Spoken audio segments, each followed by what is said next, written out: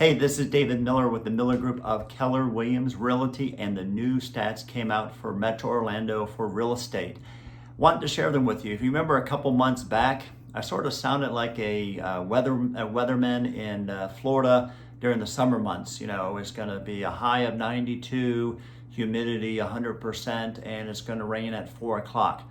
Because it was the same news all the time. Very strong sellers market, and we're looking good. Well, obviously, the pandemic kicked in and it did affect the numbers. If you remember, the results from March were pretty much no different than they were before. And the main reason is because it takes about 30 days for properties to close. So everything that was already under contract before the virus, most of that did close. So this is the month that we really see how the virus has affected the local real estate market. Now, initially, it's going to sound like the sky is falling.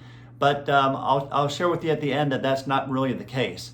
So what we're looking at the numbers is that the sales dropped by about 28% compared to the same time last year. Okay, the main reason is that the virus at first really prevented about 65% of the showings that were occurring before. So they went from here, from the buyers looking, to all the way down here. So if there's less buyers looking in the marketplace, that means that there's going to be less homes that are selling.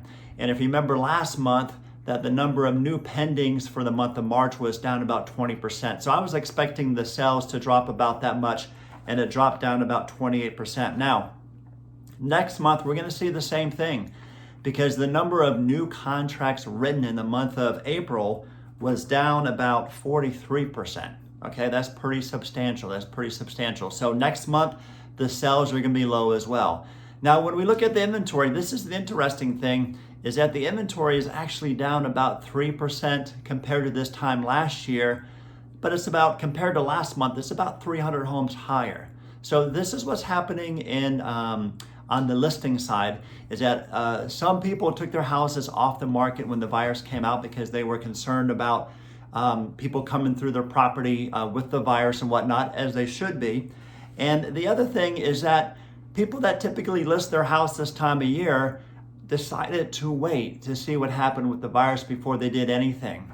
So new listings were actually down about 35% compared to this time last year. So inventory sort of stayed the same. Now, I'll tell you, this is not doom and gloom. I do expect the market to come back. We're already seeing it. The past 2 weeks, I've seen almost about the same amount of buyers as I saw before the virus. Here are two things that are driving that. The biggest thing is the interest rate.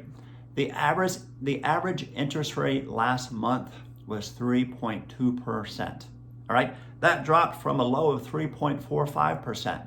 Remember, 1 year ago today, interest rates were 4.2%. All right, so money's cheap. That means in today's market, you can afford a lot more house than you did before. Since the interest rates are low, the affordability index is high, which is 137%. So what that means, to explain that, is that if it was at 99%, that means that if you made the average wage within Florida, that you would have 99% of what you would need money-wise to purchase the average price house in Florida. So since it's 137%, as you can tell, things are very affordable. And we are definitely seeing that in the market, where there's a lot of buyers that are coming out there. Now, atop of all this here, the median price of homes compared to this time last year is actually up 12%. That's really good. I'll tell you that for the previous 6 months, it's been in the single digits. This is the first time it's been double digits in a while. Now, how is this going to affect the pricing? Well, right now, inventory is very low, so it's still a very strong seller's market, and the number of buyers are starting to pick up. What I expect to happen in the month of May that we're in right now is that we're going to start seeing, in May and June, we're going to see a lot more people start putting their houses on the market.